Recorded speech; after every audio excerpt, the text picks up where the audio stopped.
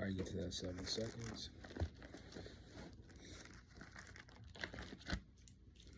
All right, shalom, shalom. First and foremost, I'm going to give all honor, glory, and praises due to Yahweh, Ba'ashem, Yahweh Shai, Ba'ashem Rakakwadash. Also, want to give double honors to the elders and apostles at Great Millstone who seek the truth and sincerity, and also wish well. Peace and salutations to the hopeful elect that scattered four corners of the earth, which you so-called Negroes, Latino, Hispanics, and Native American Indians, true Israelites that's coming out that elect nation of Israel. All right, now this particular lesson is kind of a testimony, and Lord willing, I can make it edifying and make sure that the elect and the sincere sheep can comprehend what I'm saying. Okay, so this is kind of a testimony, but I'm not trying to put out all of my business out there. So basically it's getting to a point where I see the curses is coming off, coming up, like slowly lifting up. All right, as I put it like this, 9 times out of 10, who really holds the family together in a way that's not really being held by man's standard is who? Eve. So let's grab that one. This is Jeremiah 31 and verse 22. It says, "How long will thou go about, O thou backsliding daughter? For the Lord hath created a new thing in the earth. A woman shall compass a man." All right, but it's starting to come to a point where now the men are starting to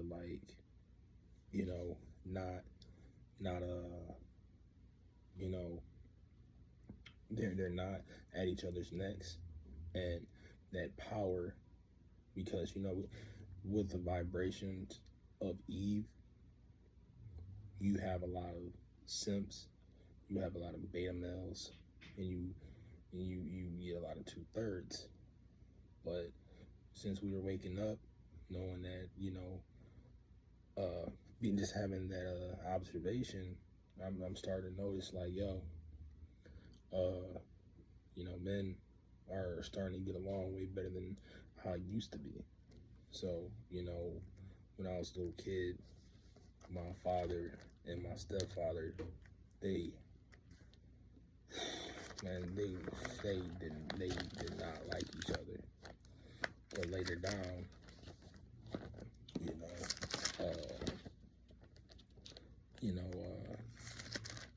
I became a father, and like I said, I'm trying not to put too much emphasis on, not try to be too personal, but it came to a point where now men can sit down and actually talk and not have egos. We're coming in the way of Yahweh Hashem Yahweh Shai, right? It tells you he's a warrior, right? So let me grab some real quick. Exodus.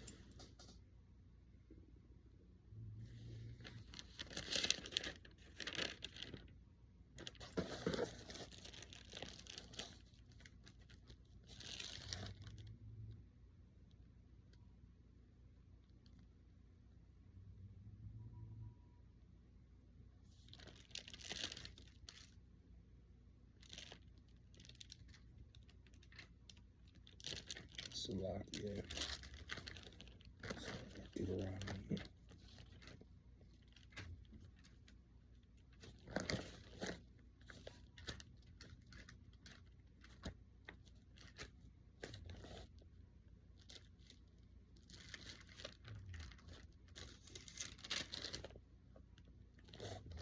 It's Deuteronomy 28 and 54, and it says, "So that man that is tender among you and very delicate, his eye shall be evil toward his brother, and towards the wife of his bosom, and toward the remnant of the children which he shall leave."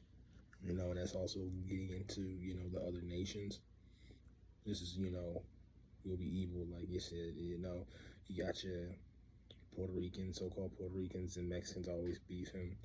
The Ephraimites and the Iskarites, You know, we got the black on black crime, like they always say. Hey, even amongst men in the same tribe. But it's coming to a point where I'm noticing like, yo, how should I put this? Men are actually coming together, you know? And it does remind me, even though it's just talking about the heathens, and we can grab that, I'm actually there, Deuteronomy 30:7. And it's saying, it's Deuteronomy 30:7. It says, and the Lord thy power will put all these curses upon thy enemies and on them that hate thee, which persecuted thee. So all these curses is getting lifted off of Jake, and it's going to our enemies, you know. But you can actually see a bigger picture when you look at these other nations, these like Russia, America, you know. At the end of the day, they're still Edom, but now they're at each other's necks. You know, Jake, you know, you got Pookie and Ray Ray that might fight over a street or something. But you got, you know, DJ Trump over there trying to take out a whole nation, man, with these nukes, you know.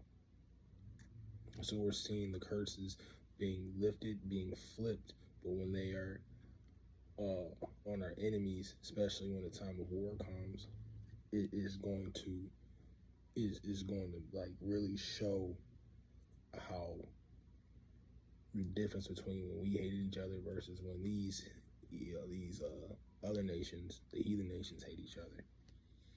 Okay. But let me see. Like I said, it's a beautiful thing, you know, to see, like, actually, and hey, you know, that's part of the awakening, man, to you know, love your brother, man, and especially in talking about like neighbor, a fellow Israelite brother, and these were, you know, two Israelites. One, I'm pretty sure he could have been either Judah. I know he was Southern Kingdom, and then I have another gentleman that he was straight Northern Kingdom, and we talked, we laughed, man. It came to a point where, you know, we can actually just talk and,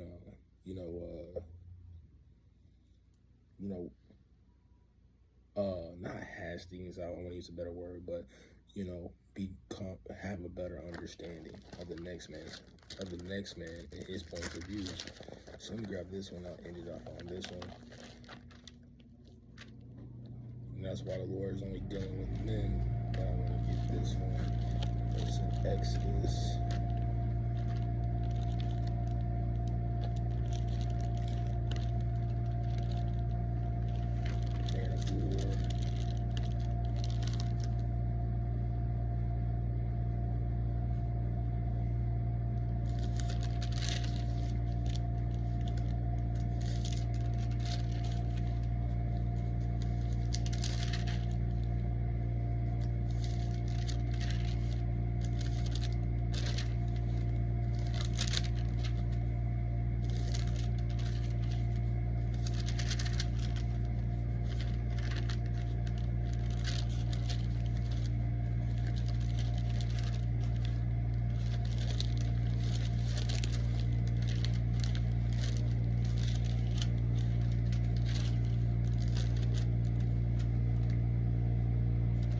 Good scripture. Okay, here we go. No, not this one. That's also a good scripture too. But, you know, when you get into what a real warrior is, it's a man, you know, and this is spiritual warfare. And when you're a warrior, you just can't be impulsive. Now, men are logical. Right? You know, when we're brought up by righteous ways, or like by a righteous man, right?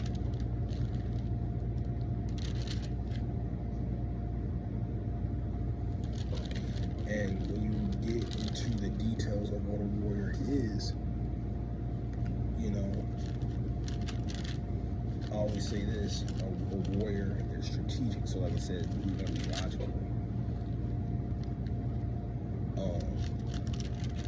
And then we want to know, like I said, when you are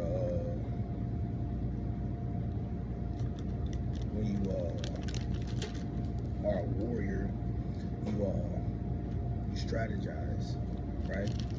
So you need to know when to fight. You need to know when to surrender, and you need to know when to yield. You know, man can actually, you know, lose a fight, but take it on the chin and keep it going. You know,